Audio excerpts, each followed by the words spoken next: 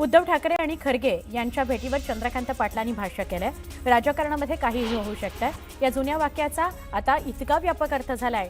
राजकारणामध्ये पूर्वी काहीही होऊ शकत होतं, परंतु आता काहीही होऊ शकतं। खरगेंना उद्देशून ठाकरे भेटतील का? मग उद्या खरगे म्हणाले मनसेला बरोबर घेऊ नका, ते कशावर काय करतील हे काय माहिती। छत्रपती संभाजीनगर जिल्ह्याच्या ग्रामीण भागात गेल्या आठवड्याभरापासून थंडीचा जोर वाढलाय। शहरापेक्षा ग्रामीण भागात थंडीचा जोर वाढलाय, त्यामुळे उबदार कपड्यांच्या मागणीत वाढ झाली आहे।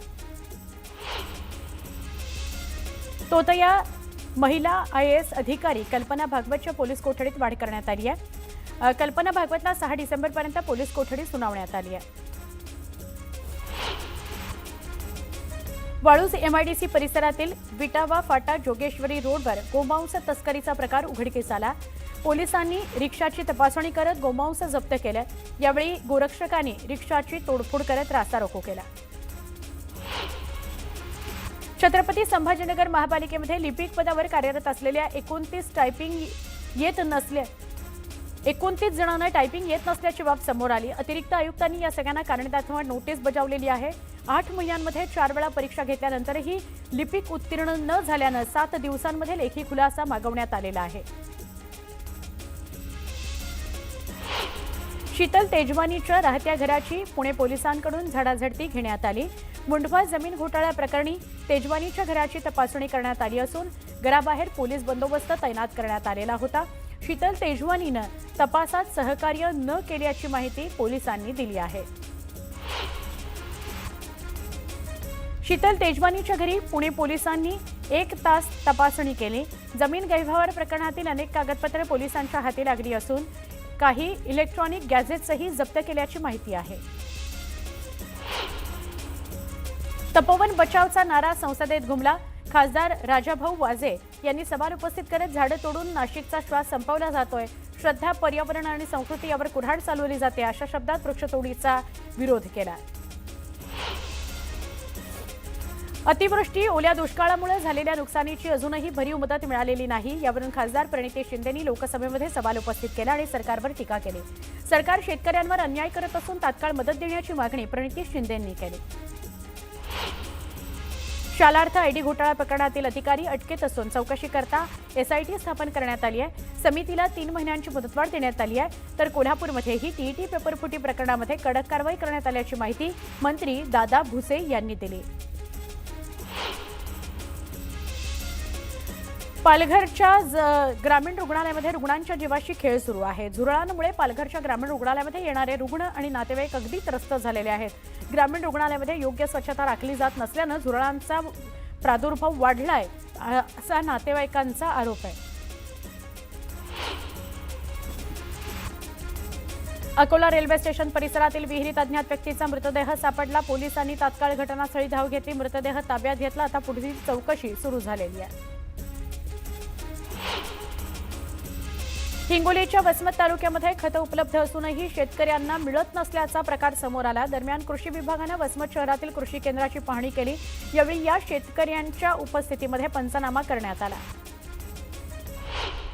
ठाणे जिल्ह्यातील श्री मलंगगड फ्युनिक्युलर लोकार्पणापूर्वीच वादाच्या भोवऱ्यात सापडलेला आहे। शासकीय परवानगीशिवाय फ्युनिक्युलरचे डबे हारफुळांनी सजवण्यात आले, याचा व्हिडिओ व्हायरल झालाय। गोंदियाच्या देवरी इथं प्राथमिक शिक्षकांचे शाळा बंद आणि सामूहिक रजा आंदोलन करण्यात आले। TET सक्तीच्या निर्णयाविरोधात शिक्षक संघटनांकडून आंदोलन करण्यात आलं।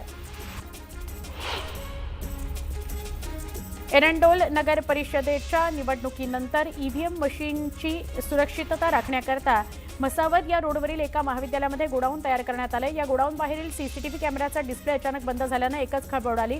ही बाब समजताच एरंडोल नगर परिषद निवडणुकीमध्ये उभे असलेले अपक्ष उमेदवार तात्काळ महाविद्यालयामध्ये दाखल झाले आणि प्रशासनाला सरळ त्यांनी जाब विचारला।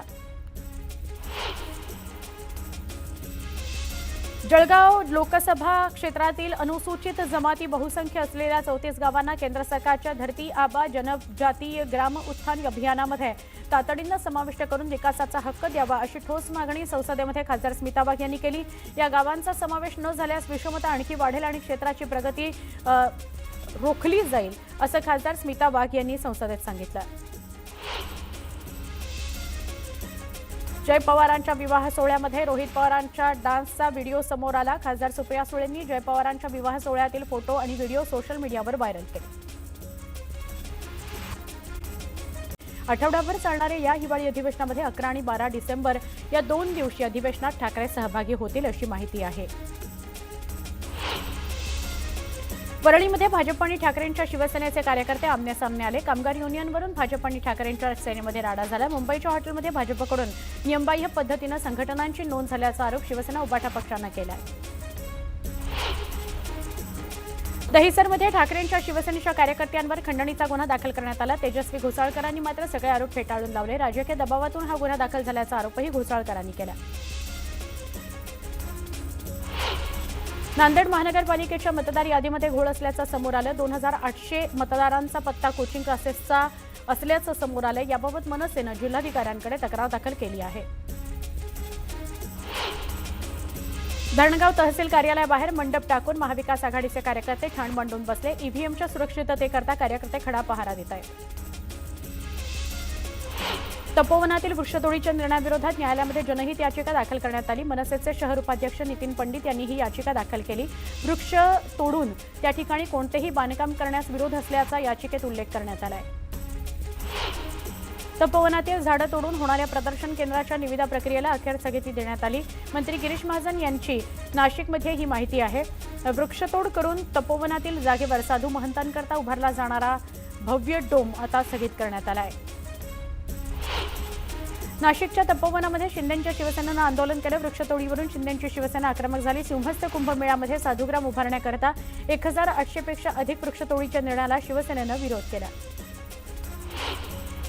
देशामध्ये इंडिगो एअरलाइन्सच्या विमानांचा गोंधळ सुरू असताना दुसरीकडे इतर एअरलाइन्सच्या विमान कंपन्यांकडून मात्र लूट सुरू आहे। मुंबईहून दिल्लीला जाण्याचं विमान तिकीट 5 ते 8,000 रुपये असायचं, पण इंडिगो एअरलाइन्सची विमानसेवा बंद असल्यानं इतर एअरलाइन्सचे दर आता 60 ते 80 हजारांपर्यंत पोहोचले आहेत।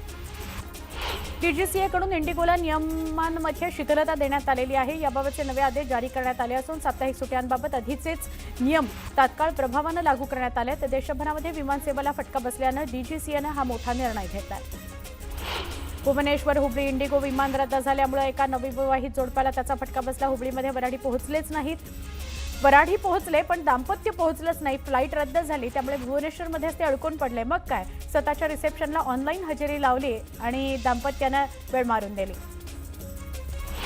बारामती एमआयडीसीत ट्रकच्या बॅटरी चोरीला गेल्याच्या घटना घडलेल्या आहेत। चोरट्याला पोलिसांनी अटक केली। चोरट्याकडून मुद्देमाल जप्त करण्यात आला। सारंगखेड्यात घोडे बाजारात रुद्राणी या नावाच्या घोडीला चांगला भाव मिळाला। या घोडीला 1,17 लाखांचा भाव मिळाल्यानं घोडी मालकानं ही माहिती दिली आणि तो आनंदूनही गेला।